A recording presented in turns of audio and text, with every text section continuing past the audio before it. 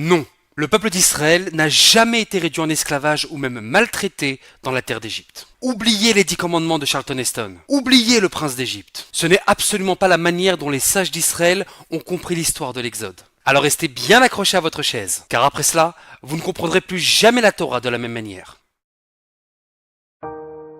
L'Exode, Yetziat Misraim, que nous ne traduirons pas par la sortie d'Égypte, mais plutôt par la sortie égyptienne, enfin on y arrive. Et il était temps. Pourquoi ? Parce qu'à première vue, la quasi-totalité des commandements bibliques concernent Yetziat Misraim. Et en réalité, en regardant plus profondément, ce n'est pas seulement la quasi-totalité, mais toute la Torah qui parle de l'histoire d'Égypte. Le Shabbat, en souvenir de la sortie égyptienne. Pessah, Shavuot, Sukkot, en souvenir de la sortie égyptienne. Les Tefillin, la Mezouza, les Zecher, Yetziat Misraim, la Kashrut, la Shemitah, Rosh Hashanah, Kippour, l'Oracha du premier-né. Toutes ces notions reviennent constamment sur Zecher, Yetziat Misraim, la sortie égyptienne. Donc, bien comprendre l'histoire de l'Exode, c'est le b.a.-ba de la compréhension de toute la Torah. Par conséquent, mal comprendre Yetziat Misraim, c'est ne rien comprendre à la Torah. Le problème, c'est que si on résume rapidement cette histoire, elle ne tient pas debout 5 minutes. Alors allons-y rapidement. Un beau jour, le pharaon d'Égypte décide comme ça, sur un coup de tête, d'esclavager les Hébreux. Pourquoi ? Pour quelle raison ? Comment ça se fait que les Hébreux se laissent faire ? Incompréhensible. Puis un jour, un homme du nom de Moshe arrive devant Pharaon et demande de laisser partir les Hébreux, mais seulement pour 3 jours. Et que s'il refuse,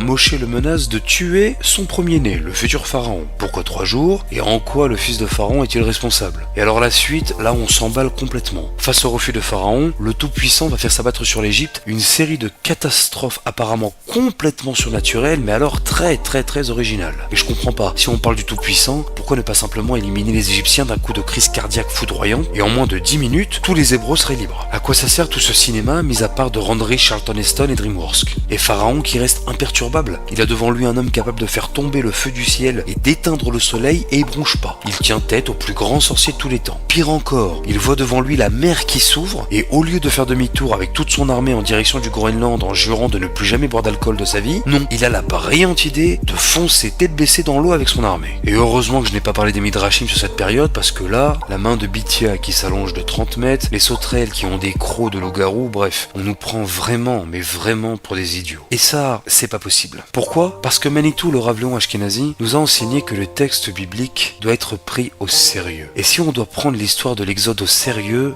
ce n'est pas possible que les Hébreux qui étaient des nobles en Égypte, les frères de Yosef le gouverneur, soient réduits à l'état d'esclaves du jour au lendemain. C'est pas possible non plus qu'un génie comme Pharaon soit assez bête pour assister à l'autodestruction miraculeuse de son pays sans broncher. C'est pas sérieux, c'est pas crédible. Et donc ça ne peut pas être ça, la Torah. La Torah s'adresse à des gens intelligents, qui réfléchissent et qui ne gobent pas tout ce qu'on leur raconte. La Torah ne se lit pas, elle s'étudie avec son cerveau et sa réflexion. Et si ce que nous apprenons entre en contradiction avec notre intelligence, c'est que nous avons mal compris. La Torah n'est pas un dogme à appliquer sans comprendre, que Dieu nous en préserve. Et pourquoi ? Parce qu'il existe un autre principe fondamental que nous enseigne le Ramban dans sa lettre ouverte à son fils. Chaque mot, chaque lettre de notre étude, Yesh Bodavar Sher Tochal Lekaimo. C'est une sagesse éternelle qui te concerne à chaque instant de ta vie. Notre travail consiste à nous efforcer de comprendre en quoi toute la Torah, tout entière, nous concerne dans notre vie actuelle en 2025. Mais alors, en quoi la sortie d'Égypte me concerne ? L'esclavage a été aboli il y a des siècles et des miracles surnaturels, on n'en a jamais vu de notre vie. Et bien voilà la première étape pour comprendre l'histoire de Yetziat Misraim. Comprendre, moderniser et actualiser dans les moindres détails chaque enseignement de notre étude. Parce que tout ce dont la Torah parle a un sens caché qui nous concerne dans notre vie de tous les jours. Pourquoi le Nil se change-t-il en sang et non en champagne ? Pourquoi s'appelle-t-il Moshe et non pas Patrick ? Pourquoi avoir envoyé des poux et non des souris et des rats ? Pourquoi la mer s'ouvre en 13 et pas en 15 ? Tout cela me concerne. Et pas seulement l'histoire d'Égypte. Même les enseignements qui apparemment parlent de périodes futures, comme le Olam Haba ou la résurrection des morts, ce sont des notions actuelles qui peuvent et qui doivent être comprises et vécues aujourd'hui. Le Gan Eden, le Olam Haba, ce ne sont pas des périodes relatives au temps. Ce sont des concepts qui influencent notre comportement à intégrer chaque jour de nos vies à chaque instant. Parce que la Torah ne nous parlera jamais de notions qui ne nous concernent pas. Les Korbanot, le Mishkan, Tahiyat Amitim, le Mashiach, ce sont des leçons de vie pour aujourd'hui, au moment même où nous faisons ce cours. Et notre travail consiste à comprendre quels sont les symboles de toutes ces notions qui influencent notre vie d'aujourd'hui. Parce que la Torah se base sur un principe qui est la base et la fondation d'une vie équilibrée. Tout ce que nous percevons, tout ce que nous comprenons, ce que nous entendons, ce que nous voyons, bref, tout ce que nous vivons est une leçon de vie qui nous concerne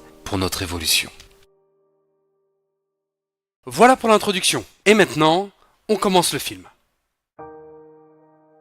Dans la précédente vidéo, nous avions mis en lumière le fait que le récit biblique sur l'Exode tel qu'il est formulé au sens simple n'a aucune crédibilité. Et comme nous l'avions rappelé, la Torah doit toujours se lire avec des lunettes modernes. Si la Torah parle d'un sujet qui semble apparemment déconnecté de nos vies quotidiennes, comme des miracles surnaturels ou des comportements irrationnels, c'est que nous n'avons pas compris le texte. Et donc aujourd'hui, on s'attaque à la première incohérence du récit, le retournement de veste absolument improbable de Pharaon envers ses meilleurs sujets et ses meilleurs amis, les Hébreux. Comment du jour au lendemain, Pharaon peut-il apparemment basculer dans une haine hitlérienne, lui qui a grandi et vécu toute sa vie depuis son plus jeune âge aux côtés de la famille de Yaakov et à qui il doit le sauvetage économique de son pays? Absolument impossible et improbable. Alors revenons en arrière. Lorsque la famine a frappé le Moyen-Orient à l'époque de Yosef, ce n'est pas seulement l'Égypte qui fut concernée, mais le Ramban, en rapportant le Midrash, indique que tous les pays aux alentours furent touchés. L'Arabie Saoudite, la côte des Philistins et même une partie de la Jordanie actuelle. Et bien évidemment, comme aucun pays n'est ostracisé et que ces nations étaient de grande puissance à cette époque, leur appauvrissement va donc avoir un effet boule de neige sur tous les pays de la région, comme ce fut le cas lors du crash boursier américain en 2008, qui a eu des répercussions sur la quasi-totalité de l'Occident et même au-delà. Par conséquent, l'Égypte, grâce à Yosef, va attirer vers elle une énorme concentration de migrants. La population moyen-orientale ne veut pas mourir de faim, et donc tous les peuples hamites et sémites de l'époque migrent en Égypte. Et cette densité de population nouvelle va engendrer un phénomène totalement nouveau et inconnu et absolument inconcevable pour les mentalités de l'époque. L'Égypte, en accueillant ces millions de nouveaux arrivants, devient un pays cosmopolite. C'est ce qu'appelle la Torah le Erev Rav, le grand mélange de population. On y retrouve de tout, des Éthiopiens, des Soudanais, des Syriens. Tout le monde veut sa carte d'identité égyptienne pour ne pas mourir de faim. Et ils sont prêts à tout. La Torah nous dit qu'ils commenceront à donner tout leur argent, puis leur bétail et même leur terrain. Et lorsque toutes leurs réserves auraient été épuisées, qu'il ne restera plus rien, ils se vendirent eux-mêmes en esclaves à la cour du roi. Ce qui veut dire que Pharaon avait maintenant droit de vie ou de mort sur tous ces sujets sans même passer par un tribunal. Car l'esclave devient la propriété privée du maître. Ça veut dire qu'avec l'aide de Yosef, Pharaon n'est plus uniquement roi, il est le propriétaire légal de tous les êtres vivants de son pays. Il est le maître absolu de la région et l'homme le plus puissant que l'histoire antique n'ait jamais connu. Et les Hébreux dans tout ça? Eh bien pour eux, toute cette histoire ne les concerne absolument pas. Yaakov et ses enfants sont des nobles, riches et puissants qui habitent la ville la plus luxueuse et la plus fertile du pays, j'ai nommé Goshen. Pharaon profite même de l'installation temporaire des Israélites dans son pays pour les placer au meilleur poste du gouvernement. Ils vont être nommés ministres de l'économie, de la santé publique et délégués chargés de l'enfance. Selon Rashbam, ils auront aussi des places très haut placées dans l'armée égyptienne. La famille de Yaakov donc, comme les Juifs de tout temps durant leur exil, faisait la fierté de leur pays d'accueil. Ils étaient comme aujourd'hui aux États-Unis ou en Europe, les meilleurs chirurgiens, les meilleurs dentistes, les meilleurs avocats ou les meilleurs juristes. Rien de nouveau sous le soleil. Voilà pour le contexte sociologique de cette histoire. Déjà, on y voit plus clair et on commence à comprendre en quoi cela nous concerne pour ceux qui n'ont pas encore envisagé de faire l'Alia. Revenons maintenant à Pharaon pour comprendre comment tout a basculé. Comme on l'a dit, Pharaon est admiratif des Hébreux. Comme de bons aristocrates, ils mangent tous les jours ensemble, passent de bons moments en famille pendant les week-ends. La famille d'Israël fait partie des amis et des confidents les plus intimes de Pharaon et de la cour royale. Et ce qui devait arriver arriva. À force de flirts réciproques entre riches, Pharaon commence à ressentir une attirance particulière pour les Hébreux. Et surtout, pour les femmes des Hébreux. Il ne peut plus s'empêcher de faire la comparaison entre la noblesse des femmes égyptiennes dévergondées, infidèles et avides d'argent, et la femme juive qui suit des valeurs de pudeur, de sérieux et de loyauté à toute épreuve. Et oui, comme son grand-père avant lui avec Sarah Imenou, il va tomber éperdument amoureux de nos femmes juives. Il attend tous les matins le Boker Tov de ses assistantes juives au palais qui lui embellissent sa journée. Il se rapproche de plus en plus de Yocheved, la future mère de Moshe et de sa fille Myriam, toutes deux ministres de toutes les cliniques du pays. Et plus le temps passe, et plus il va développer une totale dépendance affective envers elle. Et il n'est pas seul. Ses conseillers au Sénat ressentent aussi une attirance extraordinaire pour les femmes hébreues. Et c'est à ce moment-là que tout va basculer. Mais pas comme vous l'aurez imaginé. Le Da'at Zekenim nous apprend que le Sénat demande une réunion d'urgence secrète. Pharaon, étonné, se déplace et voici ce qui va lui être proposé. Le Sénat égyptien propose une ignominie. Trouver le moyen de se débarrasser des hommes du peuple juif pour récupérer leurs épouses. Pharaon est estomaqué par la requête. Mais c'est sa réaction qui va encore plus nous estomaquer. Pharaon se rappelle de Yosef qui lui racontait son parcours, comment Yosef était passé de l'état de prisonnier à celui de roi du monde. Il se souvient que Yosef lui reparlait de la femme de Potiphar, la plus belle femme du monde, qui le poursuivait du matin au soir durant des mois, et qui par loyauté, Yosef n'a jamais flanché. Yosef racontait constamment son expérience à Pharaon, en essayant de l'influencer dans l'idée que la loyauté finit toujours par payer. Alors, fort de ces enseignements, le Da'at Zekenim nous dit que Pharaon va refuser la proposition du Sénat en argumentant que les Égyptiens doivent leur survie tout entière aux Hébreux et à la famille de Yaakov. Le Sénat est d'abord choqué par sa prise de position, mais ne renonce pas. La requête va être relancée plusieurs fois, et Pharaon restera stoïque sur ses positions, malgré que la tentation le dévore terriblement. Les conseillers vont alors tenter l'impensable. Ils menacent de manière très claire Pharaon, en lui disant que s'il ne les écoute pas, il risque d'être destitué, ce qui voudrait dire en d'autres termes, de le remplacer par un sosie et le laisser croupir dans un cachot jusqu'à la fin de ses jours. Là, on se dit que Pharaon va sûrement craquer. Et personne ne pourrait d'ailleurs lui en vouloir. Oui, il a une grande affection pour les Hébreux, mais de là à mettre sa vie en danger, faut pas pousser non plus. Et pourtant, au risque encore une fois de vous choquer, Pharaon va encore une fois refuser. Et vous pensez que les menaces étaient des paroles en l'air? Le Da'at Zekenim nous dit que Pharaon, l'homme le plus puissant du monde civilisé de son époque, lui qui possède tout, va préférer tout perdre pour ne pas trahir Israël. Et ce, malgré sa folle envie d'écouter son cœur et ses sentiments. Et oui, Pharaon est remplacé et jeté dans une prison égyptienne cachée du monde. Absolument incroyable. Mais là où c'est bien plus difficile pour lui que pour Yosef, c'est que Yosef n'avait pas perdu grand-chose au change lorsqu'il fut jeté en prison. Ce n'était avant cela rien de plus qu'un esclave dans la maison de Potiphar. Pharaon, lui, perd tout. Mais tout, son argent, sa couronne, ses sujets, son honneur. Les premières heures à l'ombre sont terribles. Et malgré tout, il reste sur ses positions. Les jours passent. Il commence à trouver le temps long. Mais il a confiance au discours de Yosef. Yosef qui, comme nous l'avions appris dans les cours sur Miquette, lui avait enseigné que l'homme se trouve sur le Nil et non au bord du Nil. Ce qui signifie que la providence divine cachée en chacun d'entre nous, ce qu'on appelle Akadosh Baruch Hu, est bien plus forte que la divinité cachée dans les lois de la nature qu'on appelle Elohim. Et donc, patience. Il faut tenir le coup. La loyauté finit toujours par payer. Alors les semaines passent. Pharaon maigrit de jour en jour à vue d'œil. L'époux commence à s'installer sur sa tête. La faim, la solitude et surtout le manque de son contact avec ses secrétaires juives commencent à avoir raison de lui. Yosef, lui, avait tenu 12 ans dans ces conditions déplorables. Pharaon, lui, ne tiendra pas plus de 3 mois. Après 90 jours d'enfer absolu, Pharaon ressent une injustice combinée à une colère démentielle envers tous les beaux discours de Yosef. Il n'y croit plus une seule seconde. Il se dit qu'il n'y a pas de justice divine, que ce sont de belles histoires mais que ça n'existe pas. Il ne croit plus en Yudke Vavke. Il revient au point de départ avant ses rêves sur les vaches grasses sur le bord du Nil. Il ne croit plus maintenant qu'en Elohim, la nature, la loi du plus fort, la loi de la jungle. Et c'est pour cela que lorsque Moshe, des décennies plus tard, va revenir avec son beau discours de Yudke Vavke et de la confiance qu'il faut mettre en sa loyauté qui vaincra l'injustice de Dame Nature, Pharaon va lui rire au nez en rappelant à Moshe toute sa souffrance en prison et que rien d'autre n'existe, mis à part Elohim. Pharaon appelle la garde et demande à sortir après 90 jours d'isolement et d'horreur et accepte la requête du Sénat. Mais comme ses remords envers la famille de Yosef vont bien évidemment refaire surface, alors la Torah va nous dire un nouveau roi se leva qui ne connaissait pas Yosef. Ou plutôt, comme nous dit Rashi, c'est le même pharaon, mais qui essaye de toutes ses forces de faire disparaître Yosef de sa mémoire. Mais comment alors éliminer les nobles juifs qui sont les plus riches, les plus nombreux et surtout les plus puissants du pays? La stratégie qu'il va utiliser sera l'objet du prochain cours. Mais pour l'instant, quelle leçon tirer de cette histoire? Pourquoi Pharaon n'arrive-t-il pas à tenir 3 mois, tandis que Yosef lui arrive à tenir 12 ans? Quel est le secret du peuple juif? Ça tient en une phrase. Et c'est cette phrase qui a permis à notre peuple de tenir face aux plus grandes cruautés de l'espèce humaine. L'espoir fait mourir. Surprenant, n'est-ce pas? Mais pourquoi est-ce que nous sommes tristes, généralement? Qu'est-ce qui nous peine? Eh bien, c'est lorsque l'on était plein de projets pour nous, pour nos enfants, pour notre entreprise. On avait des espoirs plein les yeux, et c'est ce qui nous motivait à continuer. Mais un jour, lorsqu'on s'est réveillé sur notre dure réalité, alors on a été déçus. Très déçus.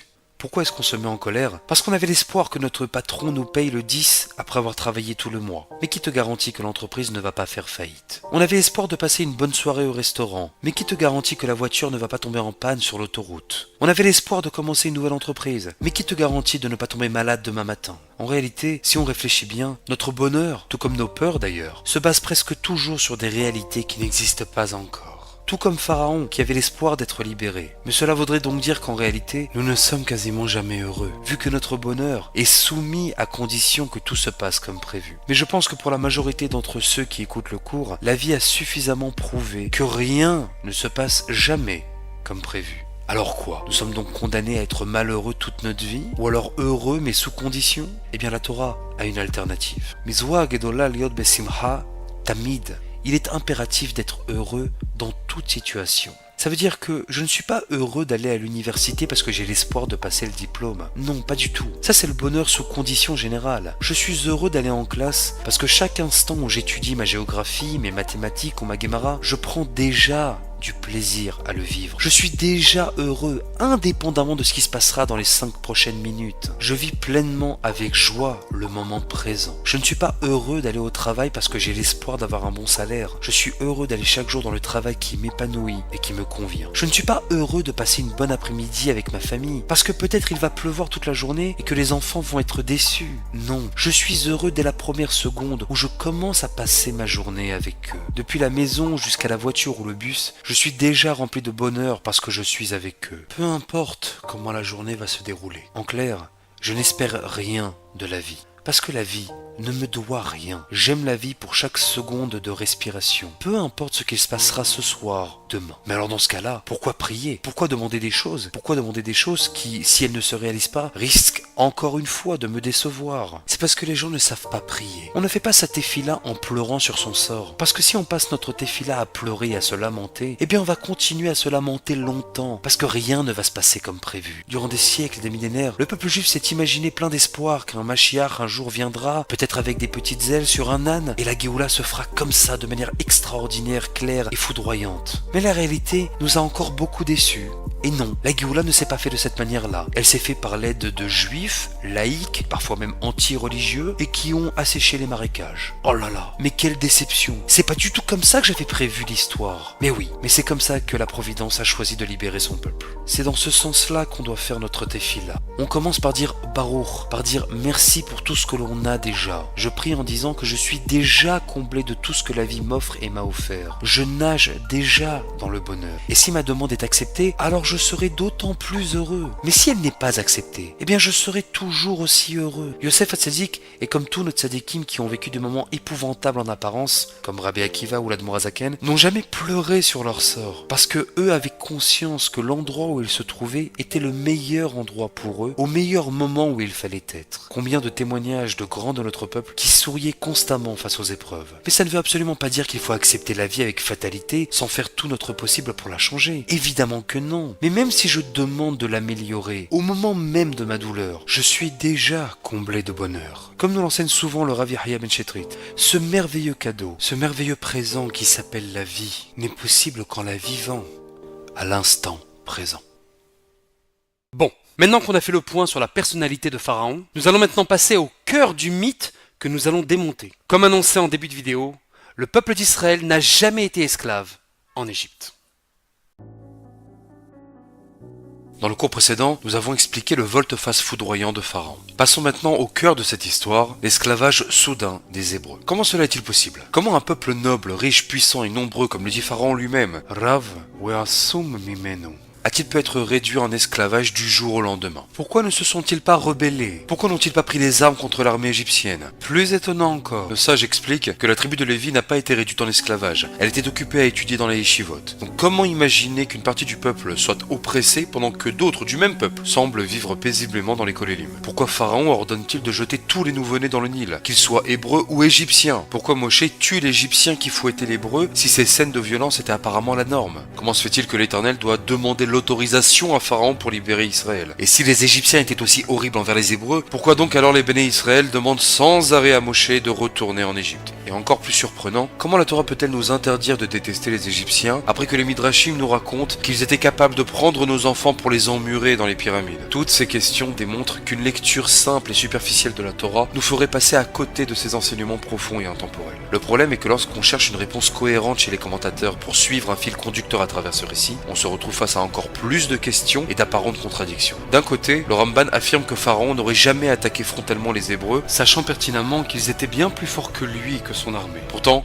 quelques versets plus loin, le même Ramban semble se contredire en affirmant que l'Égypte n'hésitait pas à frapper et humilier les Hébreux. D'un autre côté, le Baal HaTurim explique que les Égyptiens auraient amadoué les Hébreux par un discours chaleureux en s'appuyant sur le terme befarer, beferach, en douceur. Cependant, le Rashbam, en se référant au Talmud, donne une interprétation totalement différente de ce mot, le traduisant comme brisure blessures et destruction, mafrechim. Et face à de telles divergences, on peine à comprendre ce qui s'est réellement passé dans cette histoire. Alors avant de rentrer dans le vif du sujet, il y a un préambule qui est extrêmement important à faire lorsqu'on étudie Torah. Les Midrashim, comme nous l'enseigne le Ramchal dans sa préface sur Midrash Rabbah ou le Maharal de Prague, ne sont jamais à prendre à la lettre. Pharaon qui se baigne dans le sang de bébés juifs, les Égyptiens qui emmurent les enfants, tous ces Midrashim sont des fables extrêmement cachées. Bien évidemment que ça ne s'est pas passé de cette manière-là. Car si ces Midrashim s'étaient vraiment déroulés comme ils sont écrits, comment espérer que Akadosh Baruch Hu puisse espérer la Teshuvah de Pharaon comme nous l'enseigne le Sforno? Est-ce qu'on peut espérer la Teshuvah du docteur Mengele? Évidemment que non. Les Midrashim sont complètement codés. Personne, ou alors très peu de personnes, ont reçu les clés de compréhension pour essayer de décortiquer un Midrash et savoir ce qu'il veut vraiment dire. Alors inutile après cette vidéo de venir me rapporter les Midrashim qui nous expliquent qu'il était impossible de sortir d'Égypte sous peine d'être massacré par les chiens de garde. Les Midrashim restent des Midrashim et il faudrait faire plusieurs cours pour essayer de comprendre ne serait-ce que le premier mot d'un seul Midrash. Restons donc dans le sens simple des choses. Et c'est le Or HaChaim HaKadosh qui va nous éclairer sur cette intrigue fascinante. Attention, les révélations qui suivent risquent de bouleverser plus d'un d'entre nous et pourtant, elles ne sont que la stricte vérité.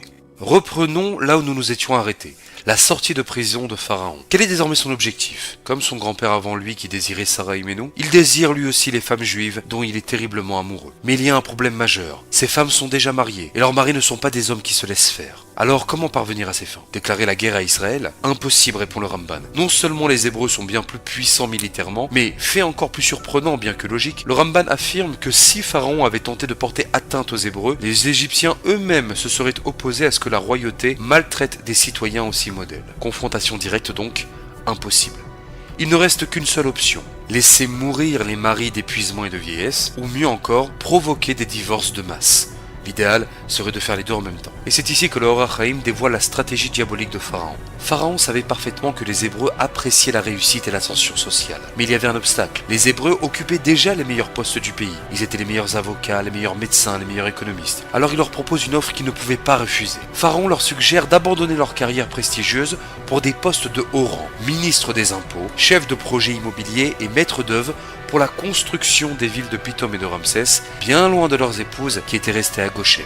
Mais qui va devoir concrètement bâtir la cité? Qui va devoir se salir les mains? Eh bien les migrants, pardi. Le fameux Erev Rav. Ce sont eux qui furent réduits en esclavage par les Hébreux, sous l'autorité de Pharaon bien sûr. Et c'est eux qui devaient porter les briques et subir le fouet. Le verset 11 du chapitre 1 de l'Exode doit désormais être lu sous un tout autre éclairage. Wayasimu Allah au Salem Issim. Et on lui imposa des inspecteurs des impôts. Mais qui est celui à qui on impose les impôts? Rashi et Ramban répondent à cette question. Lui, c'est le Ram, c'est le peuple. Mais de quel peuple parle-t-on ici? D'Israël? Absolument pas. Et c'est une règle connue, mais qu'il faut quand même sans cesse rappeler. À chaque fois que la Torah mentionne le terme Ram, elle parle soit du Erev Rav, soit des Juifs qui se comportaient comme le Erev Rav, à savoir qu'ils ne voulaient plus faire partie du peuple d'Israël, mais voulaient se mélanger comme tout le monde, devenir aussi cosmopolites ou citoyens du monde. Et c'était eux les esclaves battus et maltraités par une partie d'Israël, les fameux Shotrim.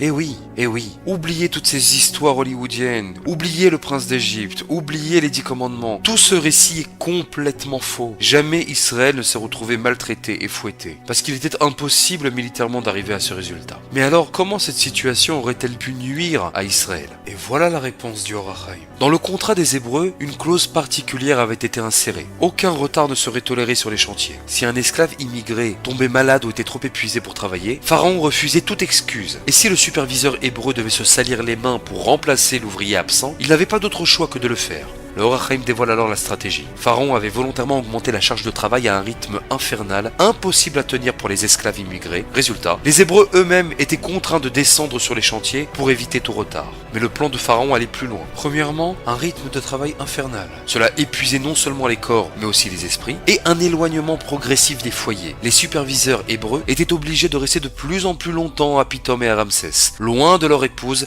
restée à Goshen. Le piège psychologique de Pharaon était en train de se renfermer sur les Hébreux. Les titres honorifiques et les salaires mirobolants flattaient l'ego des Hébreux. Malgré l'épuisement physique, beaucoup restaient séduits par ce statut social élevé. Peu à peu, ils rentraient de moins en moins souvent à la maison. Et quand ils revenaient enfin après un mois de travail acharné, les disputes conjugales éclataient. Les épouses, dépassées par la gestion de la maison et des enfants, leur reprochaient de les abandonner pour leur carrière. Les maris vexés répondaient avec colère: « Mais c'est pour vous que je travaille si dur, pour amener tout cet argent à la maison. » Et je pense que tout celui qui écoute le cours comprend maintenant pourquoi l'histoire d'Égypte n'est pas une histoire passée, mais une histoire combien actuelle. On se retrouve tous dans cette situation. Pharaon avait réussi son coup. Non seulement les Hébreux étaient trop fatigués physiquement pour entretenir une relation avec leurs épouses, mais en plus, ils avaient semé la zizanie dans les foyers juifs. Le but ultime, provoquer des divorces de masse et briser la cohésion familiale pour récupérer les femmes hébreues. Mais voilà que la Torah nous dit que son plan va échouer. Le texte nous dit immédiatement après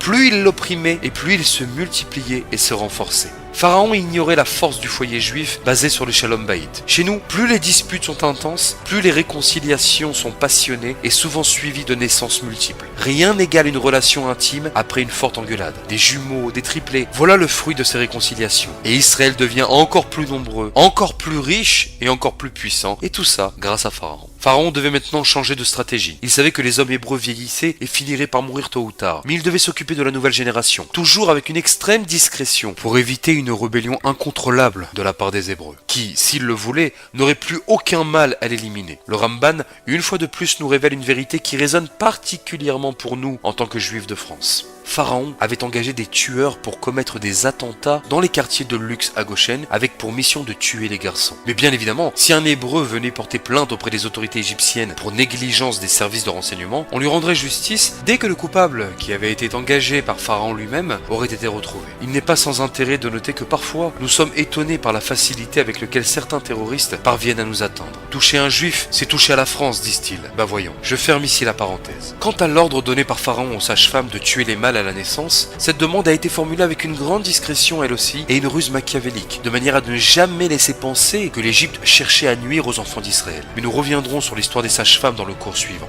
Nous pouvons donc maintenant répondre à toutes nos questions une par une. Comment Israël a-t-il pu se retrouver esclave du jour au lendemain? Mais Israël n'a jamais été esclave. Le terme Eved ne signifie pas esclave en hébreu, mais plutôt serviteur. Par exemple, on parle de Eved Hashem, serviteur d'Akadosh Baruch Hu, et non esclave d'Akadosh Baruch Hu, que Dieu nous en préserve. Le Talmud lui-même précise Avadim la Melachim ayu, velo Avadim la Avadim. Israël n'a jamais eu de supérieur en Égypte, sauf Pharaon. Voilà pourquoi ils ne se sont jamais rebellés. L'honneur du titre qui leur avait été attribué, bien que cela exigeait de grandes responsabilités et engendrait surtout des angoisses, mais ça valait toutes les contraintes imposées. Comment est-il possible que les Lévim ont pu poursuivre leur étude paisiblement? Eh bien, il y a de très belles yeshivot à Paris et tout se passe très bien. Pourquoi Moshe tue l'Égyptien qui frappait l'Hébreu? Parce que même si l'Hébreu en question n'était peut-être pas un noble, il était interdit de toucher un Juif en Égypte. Et voilà pourquoi la Torah nous interdit de haïr l'Égyptien. Et pourquoi les Hébreux n'ont jamais cessé de vouloir retourner en Égypte et plus particulièrement à Goshen.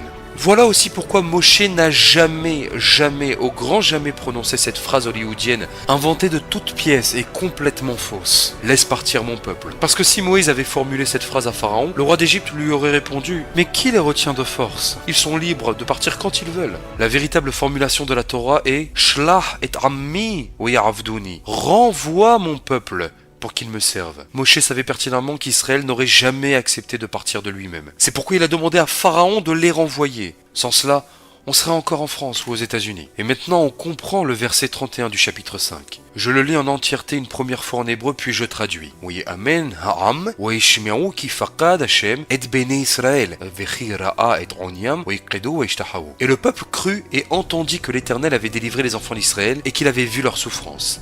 Mais attendez, si le Ham mentionné dans ce verset représente Israël, le verset aurait dû dire « Et le peuple crut et entendit que l'Éternel les avait délivrés ». Mais après nos explications, tout devient clair. Le peuple, c'est le Erevrav, les migrants, qui crurent et entendirent que l'Éternel avait délivré Israël. Ceux qui n'étaient même pas conscients d'être esclavagés mentalement. Et le Erevrav s'aperçoit que l'Éternel a entendu leur douleur à eux, aux migrants. Et donc il est plein d'espoir. Si Israël sort d'Égypte, même contre leur propre volonté, nous les migrants profiterons de cette sortie pour partir avec eux. Comme le dit Rabbi Avram de Vilna dans la Haggadah, Avadim hayinu bemisraim. Nous avons de notre propre volonté choisi cette asservitude à Pharaon. C'était un choix volontaire sans que personne ne nous y force. Et pourquoi? Eh bien parce que si nous avons l'honnêteté de le reconnaître, c'est beau la France. La langue française, l'histoire de France. Et même si les Français ne nous aiment pas beaucoup, nous, on ressent quand même quelque chose lorsque la France gagne la Coupe du Monde. On s'est tellement attaché à la culture française et à sa bonne baguette que ce n'est vraiment pas évident de passer à la matzah ou à la pita israélienne. Quand on fait le comparatif entre les salaires européens et les avantages sociaux, ça devient très difficile, voire quasi impossible de faire l'alia. Même s'il y a des attentats, même s'il y a de l'antisémitisme, ça reste quand même beaucoup plus facile et beaucoup plus agréable de rester en France. C'est vrai, il faut bien l'avouer. Pharaon a bien fait son travail. Et voilà, On commence maintenant petit à petit à comprendre que la Torah n'est pas simplement une histoire passée. C'est en réalité un microcosme circulaire de l'histoire juive. Ça revient et ça se répète sans arrêt. Les Hébreux en Égypte avaient exactement le même statut que les Juifs en France aujourd'hui. Mais alors, comment expliquer le verset 14 du chapitre 5 qui stipule noir sur blanc les chefs de chantier et les surveillants hébreux avaient été frappés par les noxim. Alors pour comprendre, il faut avant tout essayer de comprendre qu'est-ce que c'est qu'un nogues.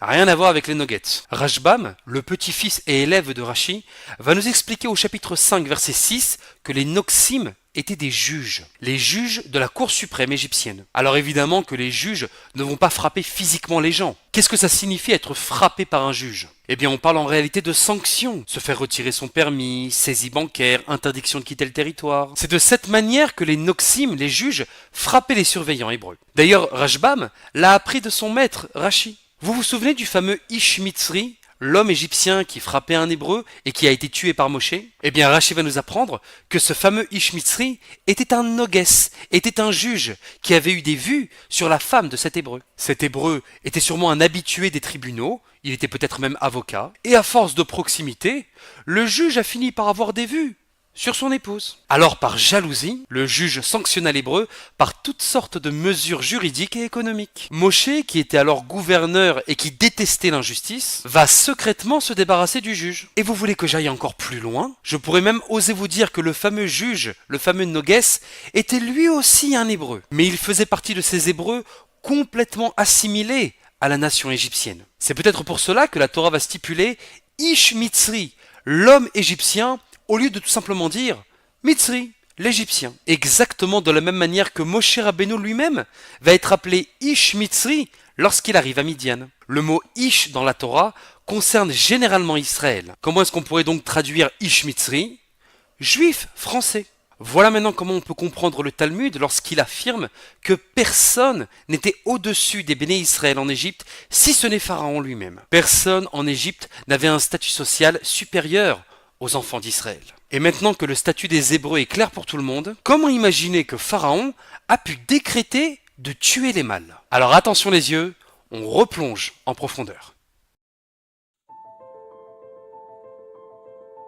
Nous voilà arrivés donc au 4e cours sur l'Exode. Et nous allons maintenant, comme à notre habitude, suivre notre fil conducteur cohérent et rationnel pour essayer de comprendre l'histoire de l'ordre donné par Pharaon aux sages-femmes. D'après le texte, Pharaon a ordonné à des sages-femmes apparemment juives mais portant des noms égyptiens, Shifra et Poua, de commettre un acte abominable. Au moment où une femme accoucherait, si c'était un garçon, et la Gemara nous dit qu'il y avait une technique pour le savoir avant même de voir le sexe, elle devrait casser le cou de l'enfant en lui retournant la tête tout en faisant croire à une mort née. C'est absolument affreux. La Torah continue et nous dit que les sages-femmes en question eurent une prise de conscience morale et trouvèrent un moyen d'expliquer à Pharaon que les femmes hébraïques accouchaient bien plus vite que les égyptiennes, si bien que l'enfant naissait déjà avant leur arrivée. Par conséquent, impossible désormais de simuler une mort-née. Suite à cela, les versets font l'éloge de ces sages-femmes qui seront grandement récompensées. Voilà pour la lecture simple. Et maintenant, on bombarde les questions. Premièrement, depuis quand le roi ou le président d'un pays s'adresse-t-il directement à des sages-femmes? Il y a des ministres pour cela. Deuxièmement, comment Pharaon peut-il être assez naïf pour imaginer que des sages-femmes de métier, qu'elles soient hébraïques ou égyptiennes, ces êtres humains extraordinaires qui vouent leur vie à la naissance d'enfants, puissent accomplir une chose aussi horrible avec sang-froid? Troisièmement, en quoi la prise de conscience des sages-femmes était-elle si extraordinaire pour que la Torah leur accorde une récompense éternelle? Qu'y avait-il de si incroyable dans le fait de refuser de commettre un acte aussi atroce? Je pense qu'aujourd'hui, aucune femme au monde n'accepterait une telle cruauté. Elle préférait se donner la mort plutôt que de vivre avec de tels remords. Parce que cet ordre n'était pas ponctuel. Il fallait le faire et le refaire des dizaines et des dizaines de fois. C'est tellement inhumain que bien que leur refus soit courageux, il reste néanmoins assez logique. Quatrièmement, la Torah les appelle Shifra et Poua. Mais nous qui avons la Torah orale et savons précisément de qui il s'agit, à savoir Yocheved et Myriam d'après Rashi ou Yocheved et sa belle-fille Elisheva d'après le Da'at Zekenim, pourquoi la Torah écrite ne les mentionne-t-elle pas explicitement? Pourquoi utiliser leur nom égyptien? Et c'est la même question lorsque la Torah dit qu'un homme de la famille de Lévi alla épouser une fille de la famille de Lévi. Nous savons tous qu'il s'agit d'Amram, le père de Moshe, et de Yocheved, sa mère. Et comment le savons-nous? Parce que la paracha de cette semaine, Vaïra, le dit textuellement dans le chapitre 6, verset 20. Et Amram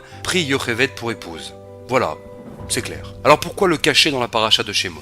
Alors accrochez bien vos ceintures, on décolle vers l'inconnu. La Gemara dans Shabbat et Baba Batra nous enseigne que 4 personnages bibliques, Binyamin, le fils de Yaakov, Amram, le père de Moshe, Ishaï, le père de David, et Kalev, le fils de David, sont morts par le venin du serpent. Aitio shel Nahash. Cela pourrait signifier que ces personnes étaient si parfaites que leur mort n'était pas liée à une faute qu'elles auraient pu commettre. La seule raison de leur décès était le décret divin découlant de la faute originelle avec le Nahash, avec le serpent. Cependant, cet enseignement pose un problème théologique, car Shlomo Ameler dans l'Ecclésiaste nous avertit. Il n'est pas d'homme juste sur terre qui fasse le bien et ne faute jamais. Cela semble contredire l'idée que ces 4 personnages n'auraient jamais fauté. Alors il y a plusieurs propositions à ça. Les Tosafot expliquent que ces 4 personnages sont l'exception qui confirme la règle. Le Maharsha, le Pnei Yehoshua et le Harizal ne sont pas d'accord. Ils affirment que même ces individus ont bien évidemment fauté, comme l'enseigne le roi Shlomo. Cependant, ils auraient fait une telle teshuva, une telle prise de conscience, que leur faute n'était plus comptabilisée pour entraîner leur mort.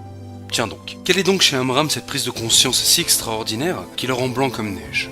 Rabbeinu Gershon nous donne une indication précieuse. Il interprète Etio shel Nahash, le venin du serpent, comme signifiant Atsato shel Nahash, la proposition du serpent. Quelle était donc la proposition du serpent? Faisons maintenant un bond en arrière jusqu'au tout début de Bereshit, dans le fameux Gan Eden, lorsque le Nahash s'adresse à Chava. Alors bien sûr, je fais un arrêt sur image pour rappeler que tout le récit de la création du monde n'est absolument pas à prendre au pied de la lettre. Je vous invite à étudier le premier Ramban sur la Torah qui explique cela en détail. Il est donc évident que l'on ne parle pas d'un serpent sur 2 pattes, ni d'un fruit au sens littéral. Tout le monde a compris qu'il s'agit de code. Revenons maintenant au Nahash. Que propose-t-il à Chava? Il lui dit en d'autres termes, si tu manges du fruit interdit, ou selon une autre lecture, si tu t'accouples avec moi, alors, vi'item ke Elokim, vous deviendrez tout puissant. Rashi commente que le serpent lui promettait de devenir les rois du monde à égalité avec le Créateur.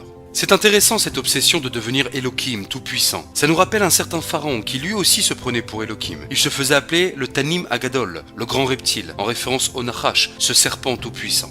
Oui, le Nahash cherche encore et toujours à séduire Chava, la femme mariée à Adam Arishon. Il change juste de nom selon les générations. Un jour il s'appelle Avimelech et il veut prendre Sarah, la femme d'Abraham. Un autre jour il s'appelle Hamor et il veut prendre Dina, la fille de Yaakov. Et dans notre histoire, il s'appelle Pharaon et il veut prendre Yocheved, la femme mariée à Amram. Mais le Midrash pose une question terrifiante. Comment Chava se retrouve seul face au Nahash? Où était Adam pour lui casser les dents? Le Midrash Rabbah répond. Où était Adam alors que le Nahash séduisait son épouse? Eh bien il dormait. Un homme qui dort, un homme qui n'est pas éveillé sur l'importance de son épouse, eh bien l'épouse se laisse séduire. La Gemara dans Sota nous dit qu'Amram, tout comme Adam Arishon, était le Gdol Hador de la génération égyptienne. Mais pas forcément le Gdol Hador en Torah, en langage talmudique. Cette expression ne fait pas uniquement référence à un Talmid Racham, mais aussi à une grande personnalité publique, un homme politique, ou tout simplement un riche citoyen ou un noble. Et Amram, étant le représentant le plus noble, de la famille la plus noble d'Égypte, la famille de Yaakov, il est donc évident que la proximité avec la noblesse royale, et donc avec Pharaon en personne, était quasiment devenue amicale, voire faussement fraternelle. Et à force de fréquenter Pharaon, eh bien Pharaon va avoir des vues sur sa femme Yocheved.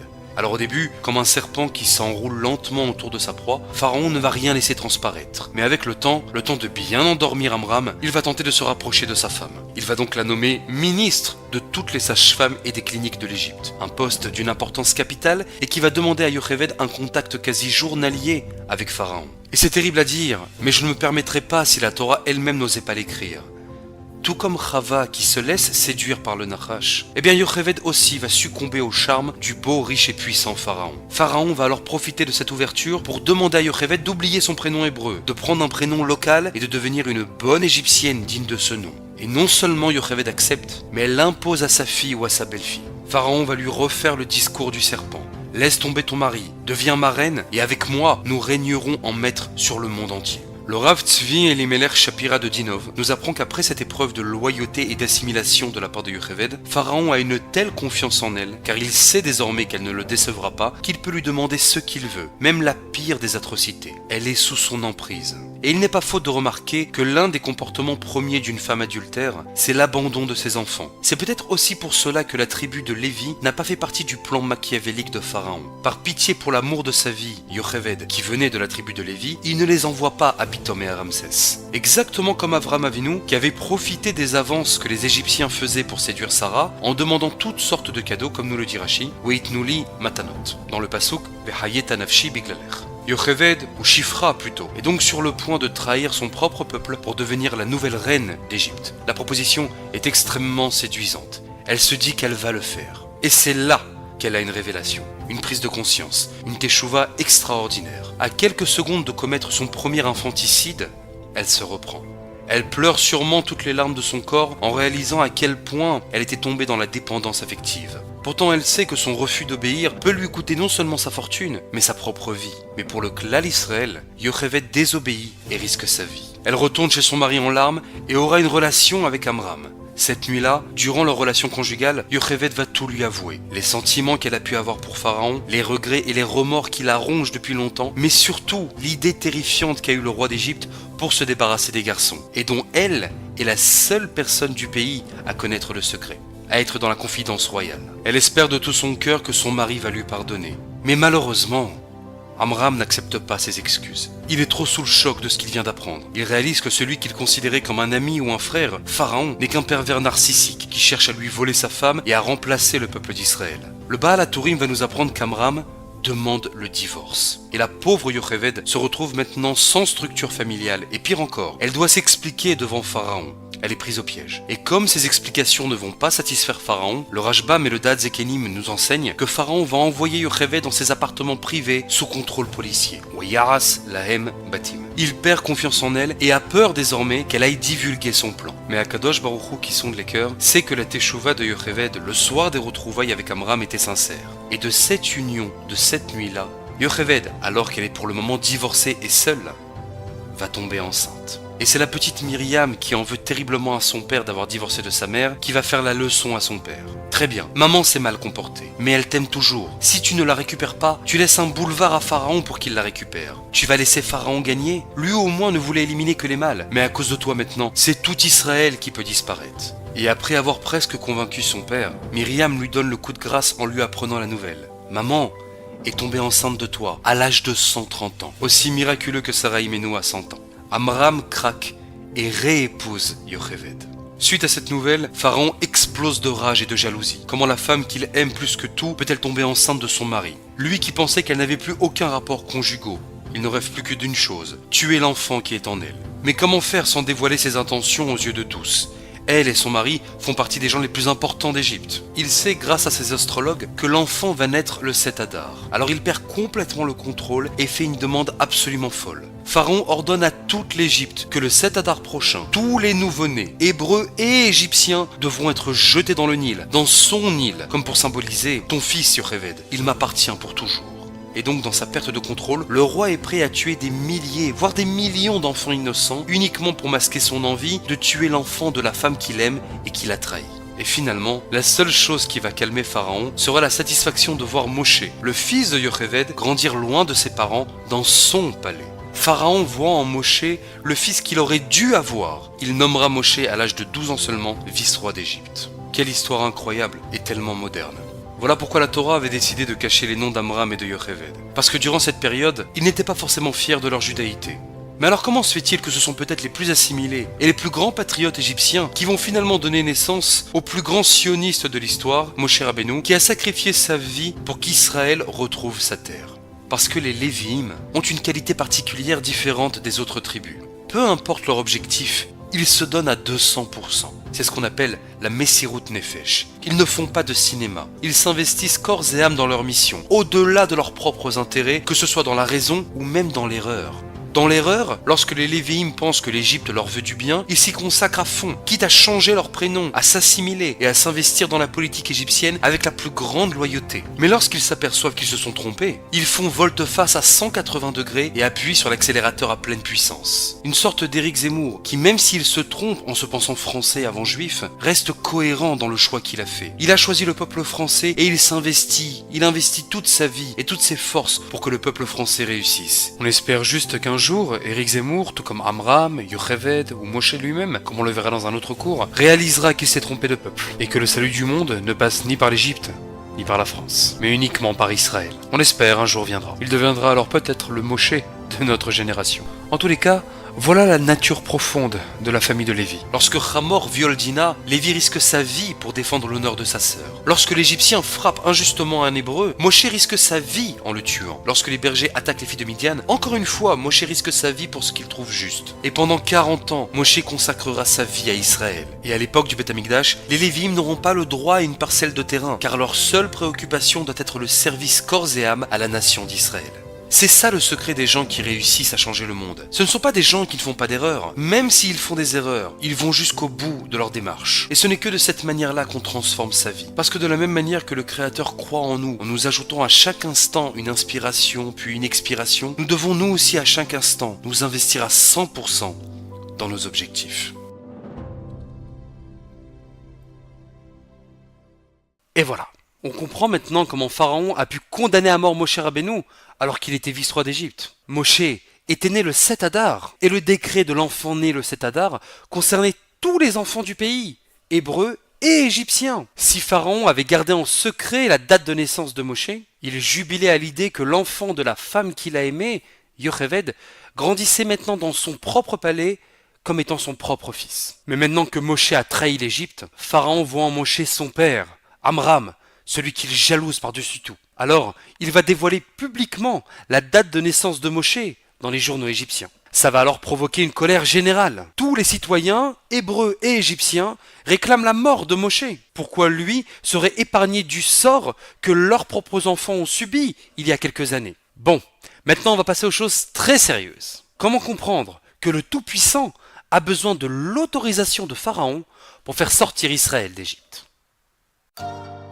Exode, cours numéro 5, et maintenant on passe au niveau supérieur dans la recherche de cohérence et de rationalité. Commençons par le texte. La Torah nous dit que la Providence s'adresse à Moshe en lui dévoilant son plan. Faire sortir les enfants d'Israël du pays d'Égypte discrètement, sans éveiller les soupçons chez Pharaon. Moshe devra demander l'autorisation au roi de permettre au peuple juif une tournée collective de 3 jours dans le désert afin de rendre un culte à leur Dieu, en laissant sous-entendre qu'au bout de 3 jours, Israël retournerait en Égypte. Mais, malgré cette marque de respect envers le souverain égyptien, Moshe devra menacer la couronne en précisant que son refus d'autorisation entraînera la mort de son premier-né. Voilà la stratégie divine. Et maintenant, comme à notre habitude, on bombarde les questions rationnelles. Comment peut-on accepter que le maître du monde, le roi de l'univers, le concepteur du cosmos tout entier, celui qui peut tout, ait besoin de l'autorisation d'un être humain? Deuxièmement, et si déjà le Tout-Puissant se rabaisse à demander la permission en levant le doigt, pourquoi utiliser un stratagème pour ne pas dire un mensonge? On sait très bien que l'idée n'est pas de sortir Israël d'Égypte pour 3 jours uniquement, mais pour toujours. Et d'ailleurs, pourquoi 3 jours et pas une semaine? Et enfin, si l'idée était de laisser l'opportunité à Pharaon de faire le bon choix, à quoi est-ce que cela sert de le menacer? Si Pharaon accepte par peur,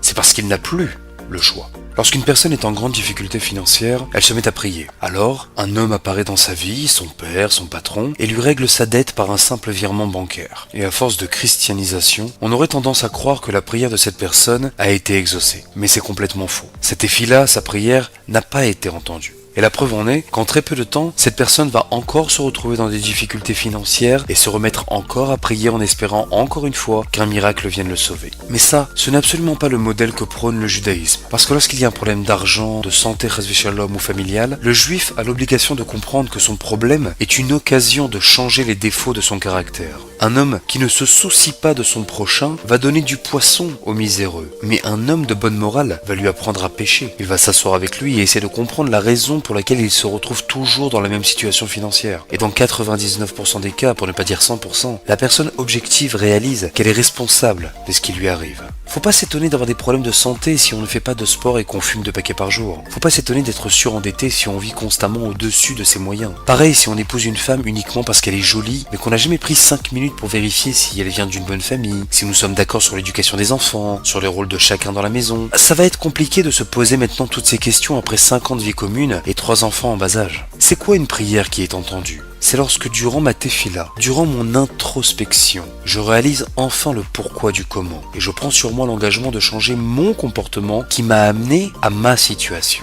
Dans notre paracha donc, Moshe a un problème. Il semble qu'aucun des deux, ni Pharaon ni Israël, n'a pris conscience du problème et des enjeux. Israël doit devenir la première puissance mondiale, le reflet de la providence sur terre, et l'Égypte doit être son allié dans l'objectif de sauver le monde de la corruption politique, de la mafia et des criminels fanatiques. Or, de ce que je vois, dit Moshe, aucun des deux n'est intéressé par ce projet. Le verset dit « Wello shame'u el Moshe bekoser ruach u'me'avoda kasha » Première traduction selon le Hadar Zekenim, les Béné Israël ne veulent pas partir d'Égypte. Ils adorent l'idolâtrie, ou en d'autres termes, la culture égyptienne. Deuxième traduction de ce passouk d'après le Fahané Haraza, plus sévère encore. Les enfants d'Israël rétorquent à Moshe. Mais nous ne sommes pas capables d'assumer cette avoda kasha, ce dur travail. Mais de quel dur travail parlez-vous? Ceux qui ont écouté les cours précédents ont bien compris que Israël n'a jamais été esclavagé. Ils étaient nobles et architectes de chantier. Alors lorsque le Béni Israël parle de avoda kasha, qu'ils ne sont pas prêts à écouter, le Mefané Haraza nous dit, on parle du service divin. Ce dur labeur qui est le service divin, nous ne sommes pas prêts à l'accomplir. On préfère rester des nobles en Égypte. Nous n'avons aucunement envie de prendre sur nous le rôle de devenir une grande nation. C'est beaucoup trop fatigant. On préfère largement rester de nobles citoyens dans les plus grandes capitales du monde. New York, Berlin, Paris. Et en entendant cela, Moshe se tourne vers le Créateur en disant « Mais si Israël ne veut pas partir, comment imaginer que Pharaon, qui est fou amoureux d'Israël, puisse la renvoyer? Alors on fait quoi? On utilise la manière forte? Mais si je force ma fille à le quitter, elle va m'en vouloir à mort, et elle va passer sa vie à essayer de le retrouver. Et Pharaon, je n'en parle même pas. Comme nous le disent les Chachamim, un chagrin d'amour, ça peut finir par un suicide. Alors bien sûr que le Tout-Puissant est Tout-Puissant, et qu'en un claquement de doigts, tout pourrait se faire. Mais étant donné que personne n'a pris conscience du problème, non seulement ça ne va rien arranger, mais tout le monde y perd dans l'histoire. Je perds Israël et je perds l'Égypte. Alors la réponse va se trouver dans le Kliyakar, Rabbi Shlomo Ephraim, sur le verset 9 du chapitre 6. Akadosh Baruch Hu répond à Moshe, c'est vrai.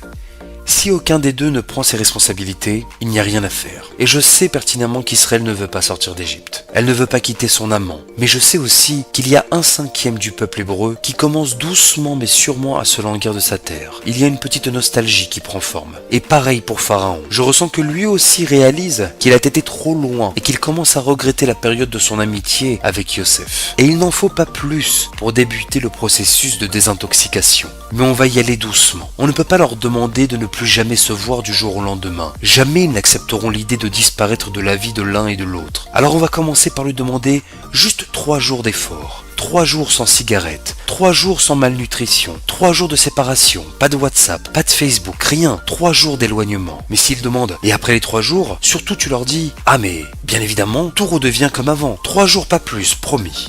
Voilà pourquoi il fallait l'autorisation de Pharaon. Bien évidemment que je peux te confisquer le paquet de cigarettes et te cacher le pot de Nutella. Mais qu'est-ce qu'on va y gagner? Tu finiras toujours par trouver les moyens de me contourner. Je veux que ça vienne de toi, que tu prennes ton téléphone, que tu l'appelles et que tu lui dises textuellement « C'est fini entre nous, ça ne peut pas marcher, parce que tu m'es interdite, nous ne sommes pas faits pour être ensemble. » Et oui, je sais combien ça fait mal, combien c'est douloureux, mais tu dois commencer petit à petit la séparation de ta dépendance. La dépendance affective, la dépendance au jeu, à l'alcool ou à la drogue. Fais le premier pas. Et moi je fais le reste. Parce que la Géoula, ce n'est pas d'imaginer qu'un jour viendra un super-héros et en un claquement de doigts, tous les ayatollahs d'Iran, tous les terroristes du Hamas, du Hezbollah, bref tous les antisémites feront un AVC. Parce que cette méthode ne provoquerait aucun changement en nous. Et par conséquent, comme nous n'avons pas pris notre destin en main, à savoir éliminer le mal là où il se trouve, eh bien un autre mal qui portera un autre nom poussera ailleurs. Parce qu'un miracle, ce n'est pas une mer qui s'ouvre ou un soleil qui se fige. Ça c'est de la poudre aux yeux comme nous le dit le Rambam. Le vrai miracle, le vrai prodige surnaturel, c'est notre prise de conscience. Tov. Maintenant qu'on a compris les enjeux, on va passer au plat principal. Si les 10 plaies étaient si surnaturels que ça, comment comprendre rationnellement que Pharaon ait pu tenir tête? Attention, on y retourne.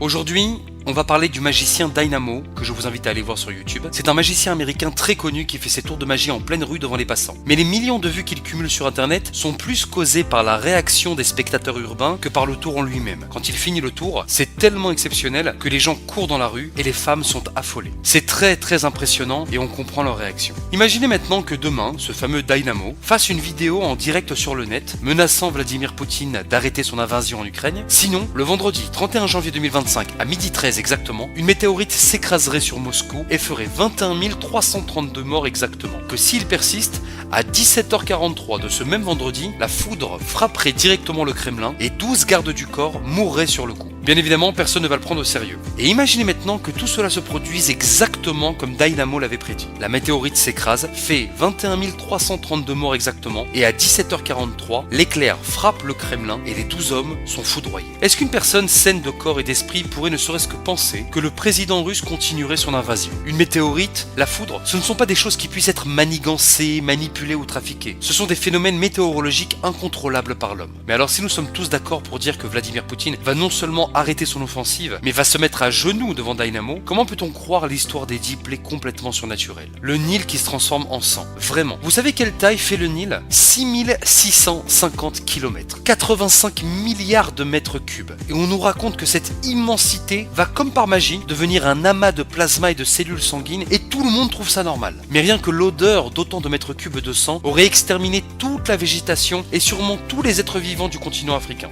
Rien que par l'odeur. Mais apparemment tout va bien. Personne en Égypte n'est impressionné et le texte nous dit Oyavo el beito velo chat libo gamlazot. Pharaon rentre chez lui et ne fait pas forcément attention à cette histoire. On nous prend vraiment pour des fous.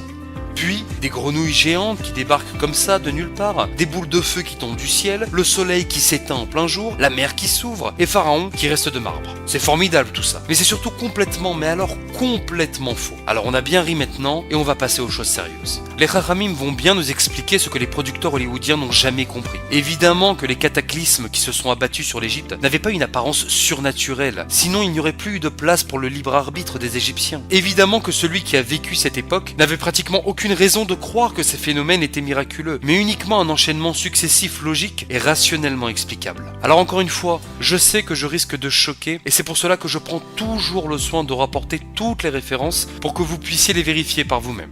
Et on commence par le sang. Eh bien non!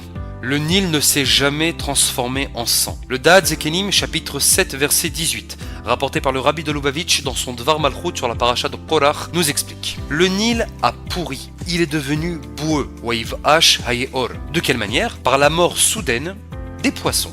Des centaines de millions d'espèces de toutes sortes moururent subitement. Et c'est ce cimetière marin gigantesque qui a rendu les eaux du Nil écœurantes et non potables, sans parler de la pestilence infecte que ce phénomène a engendré. Voilà ce qui s'est passé. L'eau n'a pas changé de molécule, c'est resté de l'eau, mais de l'eau sombre, puante et dégueulasse. Mais alors pourquoi avoir appelé cette plaie le sang et non la pourriture, comme le demande le Da'at Zekenim? Eh bien tout simplement parce que la pourriture n'est pas symbolisable, ça ne se voit pas à l'œil nu, ça se goûte, ça se sent par l'odorat mais ça ne se voit pas. Ça aurait été donc difficile pour les futures générations d'expliquer le dégoût de ce phénomène. Et donc, pour bien imager ce qu'il s'est passé, les spectateurs de cette époque ont appelé cette plaie la plaie du sang, un terme facilement imaginable par tous. On comprend donc maintenant la réaction plutôt je m'en foutiste de Pharaon. Une épidémie marine, des poissons qui meurent, rien d'incroyable là-dedans. Voilà pour la première plaie. Mais une fois qu'on a rationalisé la première, toutes les autres vont suivre cet enchaînement naturel des choses. Je vais maintenant vous démontrer comment chaque plaie qui va suivre n'a été que la conséquence logique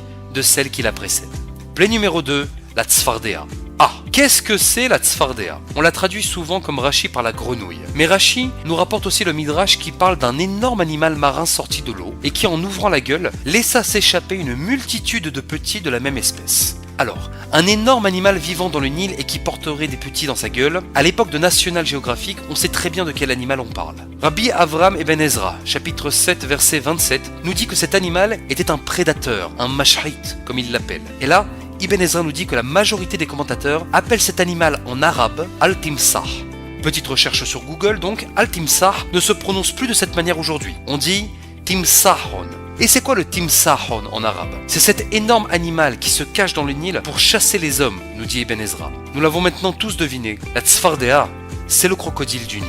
Et oui, ça fait maintenant une semaine que le Nil n'est plus comestible pour les prédateurs marins. Donc, ils sortent du Nil affamés et dévorent les autochtones. Et étant donné que le crocodile du Nil était vénéré comme un dieu à cette époque, il n'était pas pour chasser comme aujourd'hui pour en faire des sacs à main. Par conséquent, ils étaient bien plus nombreux qu'aujourd'hui. Imaginez le carnage. Des centaines de milliers de reptiles de 6 mètres de long, affamés et déchaînés qui se retrouvent en plein centre-ville. Mais alors pourquoi Rachi nous parle-t-il de grenouilles? Il y a 2 raisons possibles à cela. La première raison, elle est contextuelle. Rachi, notre maître, a vécu il y a 1000 ans en France. Il n'a jamais vu de crocodile de sa vie. Il ne sait pas à quoi ça ressemble. D'ailleurs, lorsque la Torah parle du tanim, Rachi le traduit par serpent. Quand Rachi demande à ses professeurs à quoi ressemblait la Tzfardéa, le seul descriptif qu'il reçoit, c'est un animal marin de couleur verte. Et le seul animal dans l'entourage de Rachi qui respecte ces critères, c'est la grenouille. La deuxième raison pour laquelle Rachi traduit par une grenouille, c'est une raison morale. Elle fait allusion au coassement de la grenouille, mais c'est pas le sujet du cours, on en reviendra plus tard. On comprend maintenant plusieurs choses. D'abord, on saisit en quoi cette plaie était si terrible. Un crocodile du Nil, c'est pas un gentil crapaud. Et on comprend aussi pourquoi Pharaon n'est pas convaincu, car après que le Nil soit devenu invivable, il était évident que les crocodiles n'allaient pas se laisser mourir de faim. Et maintenant, on passe à la troisième plaie. La Torah nous donne des détails apparemment superflus. Et les Tzfardeim moururent dans les maisons, dans les cours et dans les champs. Alors, les gens les empilèrent les uns sur les autres, et la terre se mit à pourrir. Et c'est alors que la Torah dit Watehi hakinam, et les poux et les puces surgirent. Et oui, maintenant qu'on a compris que les Tzfardeim étaient des crocodiles et qu'ils sont arrivés jusqu'au centre-ville pour se nourrir, la chaleur insoutenable de l'Égypte combinée au manque d'eau va les faire suffoquer. Très vite, on s'aperçoit que les crocodiles tombent comme des mouches et il fallait maintenant faire des tas empilés les uns sur les autres. Mais vous savez combien ça pèse un crocodile? Ça peut aller jusqu'à 750 kg. Il fallait donc au moins 10 hommes adultes pour en porter un seul et cela durait des heures. Vous avez déjà vu à quoi ressemble le cadavre d'une girafe ou d'un gnou en pleine savane quelques heures après son agonie? La chaleur africaine est telle qu'on n'arrive même plus à reconnaître le corps rempli de mouches et de larves. Alors imaginez cela maintenant multiplié par des millions. Imaginez le taux de vers et de moucherons dans l'air égyptien. Mais qu'est-ce qui se passe lorsque l'homme est en contact avec des cadavres pesant des tonnes de viande morte et avariée, remplis de larves et de mouches? Eh ben oui, comme le dit la Torah, Wativ Ash Haaretz. Tout le pays fut rempli de pourriture, de puces et de poux. Et voilà pourquoi, encore une fois, les sages de Pharaon lui dirent Etzbar Elohim hi. Comme l'explique le Eben Ezra, c'est la nature, c'est Elohim. Rien d'extraordinaire là-dedans, rien de miraculeux. C'est pourquoi la Torah affirme que Pharaon, après avoir écouté les explications rationnelles de ses scientifiques, Welo Shama Alehem, il ne tint pas compte de l'avertissement de Moshe. Et la quatrième plaie, pareil. L'Égypte est maintenant infestée de cadavres d'animaux. Qui pensez-vous que cette odeur de viande en décomposition va attirer? Eh bien les charognards et les fauves, à qui on offre un festin gratuit sans même avoir à chasser. Et comme les cadavres sont en plein centre-ville et dans les champs, au beau milieu des hommes et des troupeaux, le buffet est ouvert. Tout reste donc encore une fois normal et naturel. Mais cette fois-ci, il y a quand même quelque chose d'inexplicable. Comment se fait-il que les fauves n'aient pas attaqué les Bnei Israël comme l'avait prédit Moshe? Pharaon commence là à douter un petit peu, mais il reste malgré tout sur ses convictions. Et maintenant la cinquième et la sixième plaie, qui sont eux aussi la suite logique des événements. Depuis plusieurs semaines, l'agriculture égyptienne est dévastée par la puanteur et les cadavres. Résultat, le bétail tombe malade, car plus personne ne s'en occupe. Et si le bétail tombe malade, les humains sont eux aussi contaminés par la vache folle, la grippe aviaire, la peste, Ebola, la rage. Mais malgré toutes ces explications rationnelles, Pharaon commence sérieusement à en avoir ras-le-bol de ces concours de circonstances. Et maintenant,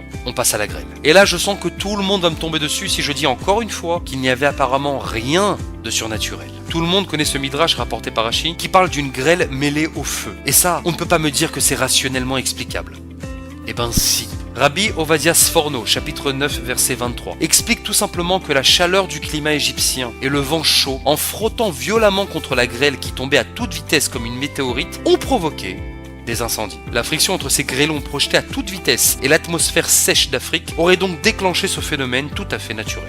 Le Ramban, chapitre 9, verset 18, nous dit d'ailleurs que cette grêle était déjà tombée auparavant sur Sodome et qu'elle retombera plus tard à l'époque de Yehoshua lors de la conquête d'Israël. Les fameux Avanim Gedolot qui tombaient sur les Cananéens. Alors que faire de ce midrash qui semble nous parler d'un phénomène hors du commun, qui ne se serait jamais reproduit ailleurs? Le Ramban conclut que ce midrash reste incompris et secret.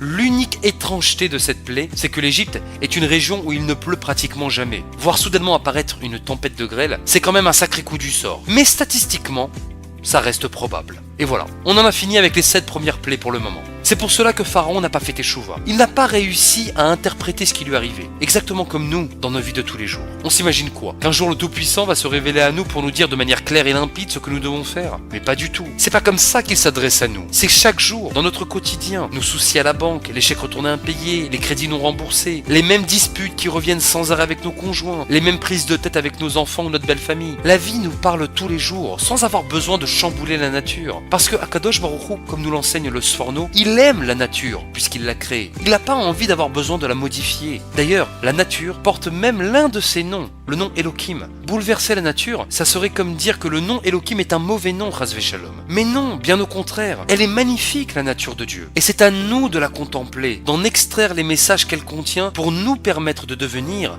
la meilleure version de nous-mêmes.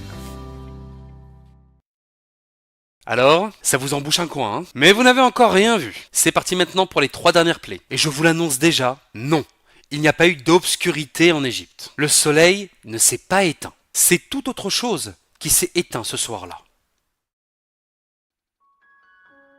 Parashat Bo, 7e cours sur l'Exode, et nous arrivons maintenant dans la dernière ligne droite. Allez, sans perdre de temps, on enchaîne les questions. Qu'est-ce que c'est que cette histoire d'obscurité? Et qu'est-ce qu'il y a de si terrible là-dedans? Est-ce que c'était un brouillard, une éclipse? Mais alors dans ces cas-là, ça concerne tout le monde. Comment le texte peut-il nous dire que les Béné Israël étaient dans la lumière? Pourquoi la Torah nous dit-elle que les gens étaient paralysés? Le noir, ça n'a jamais fait de mal à personne. La mort des premiers-nés, c'était quoi? Une épidémie? Mais alors pourquoi tous ceux qui voulaient être sauvés n'avaient qu'à mettre du sang sur la porte? C'était un sang magique, comme dans Harry Potter? Et alors une question qui revient constamment chaque année. Pourquoi la Torah nous dit-elle que le peuple n'a pas eu le temps de faire lever le pain à cause de la précipitation de leur départ du pays d'Égypte? Mais ils n'avaient pas le droit de faire du pain. Les versets même avant la mort des premiers-nés nous enseignent que la Providence avait ordonné à tout Israël de fabriquer des matzot et de ne pas faire lever le pain. D'ailleurs c'est très étrange, mais dans la Haggadah, les Chachamim écrivent que la raison pour laquelle nous mangeons des matzot n'est pas liée à l'ordre divin donné au Bnei Israël, mais à ce manque de temps qu'a eu le peuple pour faire lever le pain en ce fameux 15 Nissan. Alors on s'attache bien fort à notre siège, parce que là on rentre dans une zone de turbulence et de beaucoup de références.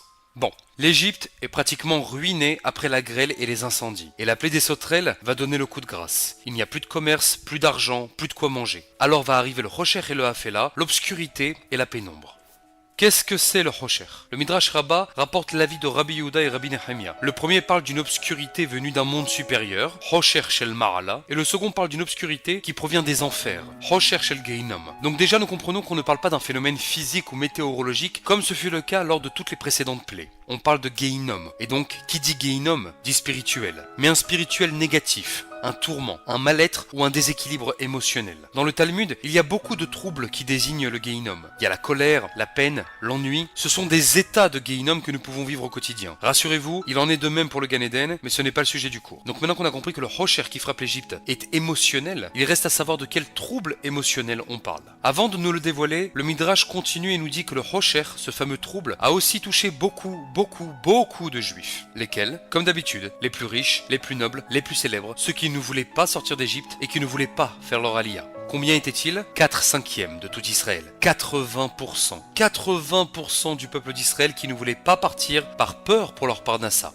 Et ça, si c'est pas actuel. Ce qui prouve une fois de plus qu'Israël n'a jamais été esclavagé, mais assimilé. Eh bien, ces 80% vont eux aussi participer à cette plaie de Hafela, cette pénombre pire encore que le Rocher, comme nous le dit Rashi. Alors le Midrash, pour nous expliquer ce qu'est ce Rocher, va nous envoyer étudier ce qui est l'inverse du Rocher. Et en apprenant ce qui est l'inverse du Rocher, nous comprendrons ce qu'est le Rocher.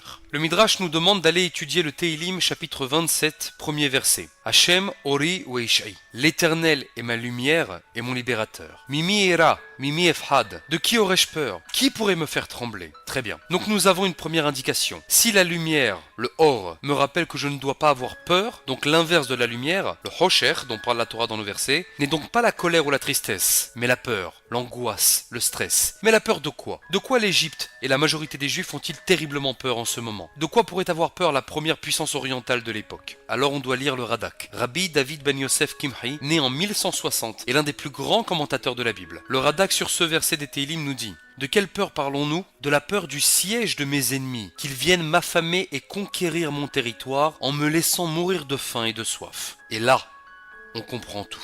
On comprend ce Baal HaTurim du premier chapitre, au tout début de l'histoire de l'Exode, dans le verset 10, qui nous apprend que Pharaon a vécu dans la peur depuis le début. La peur que les peuples cananéens ne se vengent. Rappelez-vous les premiers cours. Lorsque la famine frappe du temps de Yosef, l'Égypte va tellement profiter des conseils financiers de Yosef qu'elle va dépouiller tous les pays aux alentours. Tous les citoyens philistins, saoudiens vont tous se vendre en esclaves pour que l'Égypte leur accorde de quoi manger. Mais maintenant que la roue a tourné, maintenant que l'Égypte est ruinée et sans défense militaire, tous les Égyptiens ont la boule au ventre. Ils savent que les sauvages et les barbares qui les entourent et qui attendent sagement leur revanche depuis plus d'un siècle vont fondre sur eux comme une meute de loups affamés. C'est quoi l'obscurité de 3 jours? Eh bien c'était la lettre, la missive qui venait d'arriver au palais et qui laissait 3 jours à l'Égypte pour rembourser tout ce qu'elle avait pris il y a un siècle pendant la famine. Et si au bout de ces 3 jours l'argent n'était pas rendu, les armées cananéennes ainsi que tous les peuples aux alentours uniront leurs forces pour faire un massacre. Un 7 octobre, puissance 1000. On comprend maintenant ce Rashi qui parle d'obscurité palpable et qui nous renvoie à la malédiction dans la paracha de Kitavo, lorsque l'Éternel nous menace de faire tomber sur nous une telle peur que nous serons comme des Memashesh Batsaoraim, un aveugle qui a peur d'avancer dans la rue en plein après-midi. L'Égypte tout entière est paralysée. Voilà l'explication de ce que la Torah dit qu'ils ne pouvaient plus bouger. Ils savent très bien de quoi sont capables les fous qui les entourent. Et ils savent surtout qu'ils ne pourront pas rembourser. Le Midrash dit que l'obscurité faisait l'épaisseur d'une pièce d'or, dinar shel zahav. Et oui, chaque pièce d'or dorénavant pourrait épargner une ou deux familles du carnage. Alors les Égyptiens pendant 3 jours vont faire les fonds de tiroir. Et on comprend maintenant aussi ce Midrash qui nous dit qu'il y avait tout à coup de la lumière pour Israël. Pourquoi? Parce que le Midrash nous dit que lorsqu'un juif demandait un prêt, l'Égyptien répondait souvent qu'il n'avait pas d'argent. Mais maintenant que les Égyptiens étaient dans l'obligation de vendre tous les bijoux de famille, de sortir tous les coffres forts bien enfouis sous terre pour sauver leur peau, et surtout celle de leurs enfants, alors toute la lumière sur leur véritable fortune fut dévoilée au grand jour. Et malheureusement, la quasi-totalité de notre peuple n'a pas échappé à cette angoisse. Eux aussi savaient qu'ils allaient devoir rendre tous leurs biens sous peine d'être massacrés. Les 3 jours passent, et les Égyptiens ont tellement mal au ventre d'angoisse qu'on a l'impression qu'ils ont tous des contractions. Certains se suicident déjà, d'autres essayent de s'enfuir. Au bout de ces 3 jours, l'Égypte a réuni tout ce qu'il restait, mais c'est loin, très loin d'être suffisant. Alors les mafieux cananéens leur donnent encore 3 jours supplémentaires d'angoisse et de folie, ce qu'on appelle les Yémé Afela, les jours de pénombre, bien pire que le Hosher. Voilà pourquoi le Hosher était la pire de toutes les plaies. En journée, les banques appellent pour recevoir leur argent. Alors ils prient pour que la nuit arrive vite, car après 18h, les bureaux sont fermés. Mais les voyous, eux, vivent la nuit. Alors le téléphone continue de sonner vers 23h, minuit. Il n'y a pas d'horaire pour les mafieux. Alors vite, vite, que le jour revienne pour que les crapules retournent dormir. Mais le jour revenu rebelote. Les banques, les huissiers, les contrôleurs fiscaux. Le jour, tu supplieras que le soir arrive. Et le soir, tu supplieras que le jour arrive. Et maintenant, la plaie des premiers-nés. Au bout de 6 jours de ténèbres infernales, Akadosh Baruch Hu va envoyer son Zeroa Netoya, son bras étendu, et ses Shefatim, ses jugements. On comprend maintenant pourquoi la Haggadah interprète le Zeroa Netoya en disant Zu Aherev. C'est le glaive, les armées de tous les pays aux alentours qui arrivent armées jusqu'aux dents. Et la Haggadah continue en rapportant le verset dans Devarim chapitre 4 verset 34 qui stipule que Dieu a amené la Milhama, la guerre sur l'Égypte. Et le Eben Ezra commentera ce passouk en disant que c'est cette Milhama, cette guerre qui a été utilisée pour la mise à mort des premiers-nés. Mais alors pourquoi la Haggadah semble dire que seul Dieu est intervenu lors de la mort des premiers-nés, sans passer par des intermédiaires? Ani velo malach, ani velo saraf, ani velo shaliach, moi et personne d'autre. Le Da'at Zekenim chapitre 12 verset 23 répond comme un juif en posant une question. Mais la Torah dit que celui qui aura mis le sang ne sera pas touché par le mashhit, par l'égorgeur. Alors Dieu a-t-il agi seul ou avec l'aide d'un envoyé, le mashhit? Réponse du Da'at Zekenim. Akadosh Baruch Hu utilise toujours un envoyé, un malach. Mais dans le cas de la mort des premiers-nés, il a accompagné son malach. Il a accompagné les barbares dans cette nuit du 15 Nissan, de cauchemar absolu. Et ils ont frappé là où ça faisait le plus mal. Ils ont commencé par les enfants, par l'aîné de la famille, celui qui représente la relève du père après sa mort. Mais comment ont-ils su qui était le premier-né? Eh bien parce qu'ils connaissaient très très bien les maisons égyptiennes. Ils connaissaient les codes d'entrée par cœur. Comment? Eh bien parce que les migrants, le Erev Rav, qui étaient fouettés et réduits en esclavage par les nobles égyptiens qui vivaient dans les beaux quartiers, étaient ravis de voir leurs maîtres négriers se faire massacrer, eux qui avaient été si maltraités. Et comme les ouvriers immigrés passaient beaucoup de temps avec la maîtresse de maison égyptienne, pendant que le riche homme de maison était au travail, eh bien je vous laisse imaginer ce qui se passait entre l'ouvrier viril et la femme égyptienne dévergondée, comme nous l'apprend Rashi. Du coup, il y avait beaucoup de bâtards dans les maisons égyptiennes, mais pour ne pas perdre leur boulot, la maîtresse de maison égyptienne menaçait l'ouvrier de ne rien dire à son mari sous peine de le faire pourrir en prison. Du coup, les migrants, les ouvriers, les esclaves, le Erev Rav, s'en s'est donné à cœur joie cette nuit-là pour dénoncer devant le père de famille égyptien ce qu'il ignorait et combien d'enfants il avait réellement. Ça me rappelle une histoire de cet homme sceptique qui rencontre une voyante et qui lui demande de deviner combien d'enfants il a. Alors la voyante lui répond qu'il en a 2 et l'homme se marre en disant « C'est ce que vous croyez, mais j'en ai 4 » et la voyante lui répond « Non, ça c'est ce que vous croyez. » D'où ce fameux Midrash qui nous raconte que cette nuit-là, en plus des massacres et du chaos, les Égyptiens se sont eux-mêmes entretués lorsqu'ils ont appris combien ils avaient été trompés par leur épouse avec leurs voisins ou parfois même avec leurs propres frères ou beaux-frères. Et vous pensez peut-être que les Hébreux étaient blancs-bleus dans cette histoire? Non, malheureusement. Nous ne sommes pas si différents des autres. Mais nous avons quand même été sauvés. Ceux qui avaient mis du sang sur la porte. Pourquoi? C'était du sang magique? Mais non. Parce que lorsque le barbare finissait d'égorger la famille égyptienne dans une maison, c'est horrible à dire, mais pour ne pas retarder l'autre barbare derrière lui, il plongeait ses mains dans le sang frais de ses victimes et faisait une marque sur les linteaux des portes d'entrée, comme pour prévenir, ici, nous sommes déjà passés. Et donc, le sang que nous avions mis sur nos portes a réussi à tromper les monstres qui passaient à la maison suivante. Akadosh Baruch Hu, ce soir-là, a passé au-dessus de nous. Passah me'al batehem. Et il a fermé les yeux sur beaucoup de choses. L'Égypte est dévastée. C'est à ce moment-là qu'elle prend enfin conscience et qu'elle commence sa teshuva. Elle comprend comment elle en est arrivée là. En profitant de la faiblesse des peuples pour leur voler leurs ouvriers, ils ont rendu l'Égypte cosmopolite et vide d'âme et de patriotisme. L'Égypte était devenue un ragoût de toutes sortes de peuples arrivés uniquement pour les allocations pour ne pas mourir de faim lors de la famine. Elle avait pensé que cette manne migratoire allait faire d'elle une plus grande puissance qu'elle n'était déjà. Mais en voyant maintenant ce qu'a provoqué toute cette migration venue uniquement pour l'argent, l'Égypte se reprend. Après cette nuit d'horreur, le verset dit « Misraim al-Ha'am » et l'Égypte reprit ses forces, redevenant fière de sa nation et de ses valeurs, et s'empresse de renvoyer le peuple avec les migrants et tous ceux qui n'étaient pas fiers d'être égyptiens. Mais le problème, c'est qu'une grande partie des migrants n'ont pas participé au massacre, n'avaient pas prévu de sortir d'Égypte. Ils s'étaient levés gentiment pour faire le pain, comme tous les boulangers vers 4 heures du matin. Et lorsque l'on tapa à leur porte à l'aube en les jetant dehors, le pain n'avait pas encore eu le temps de monter. Le Rav Uri Cherki nous apprend que les matzot que nous mangeons chaque année à Pessah sont en souvenir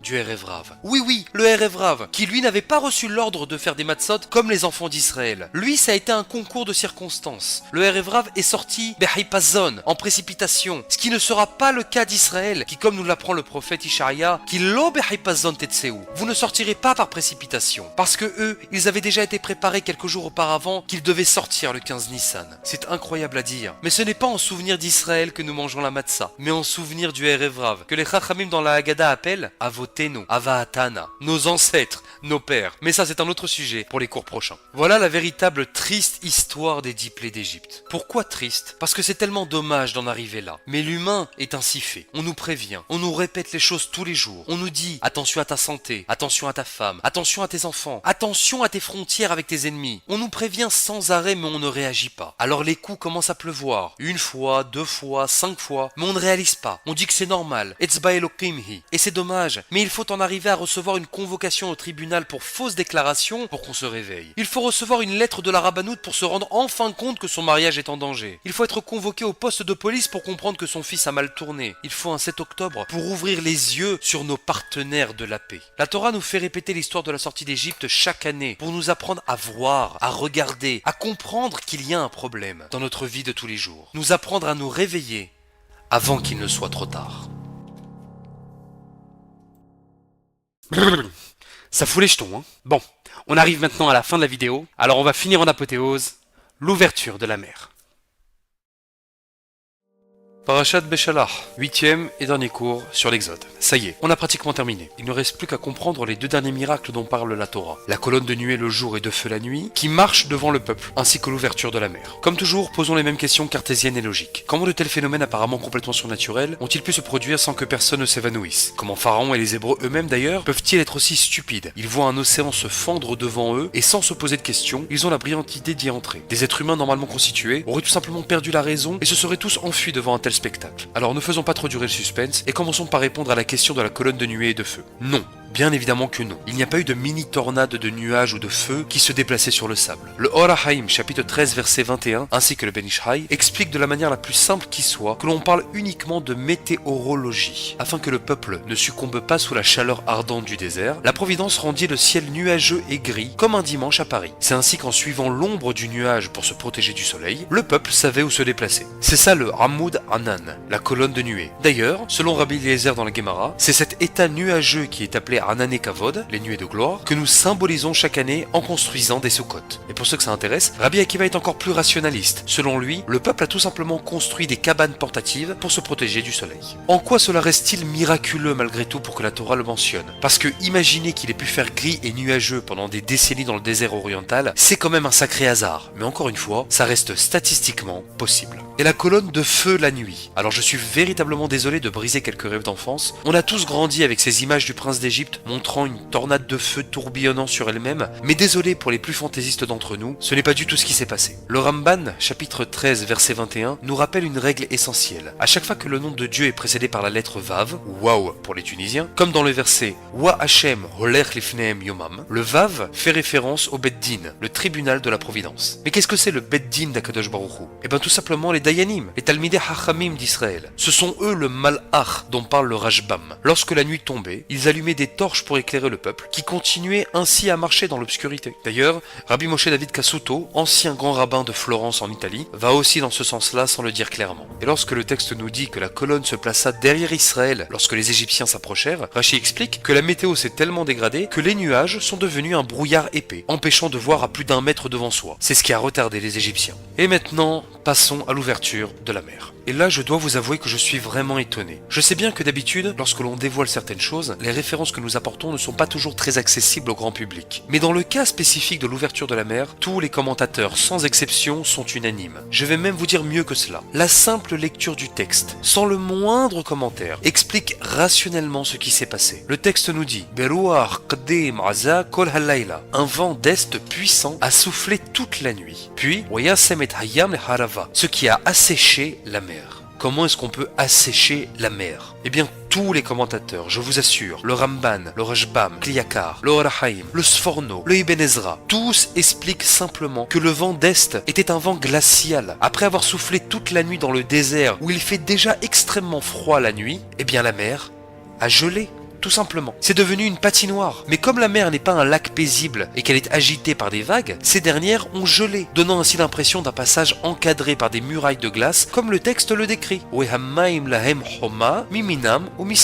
Et les eaux se figèrent comme des murailles, à leur droite et à leur gauche. Et pour ceux qui seraient encore sceptiques sur ce que je dis, sachez que chaque juif le lit textuellement chaque matin dans la Shira.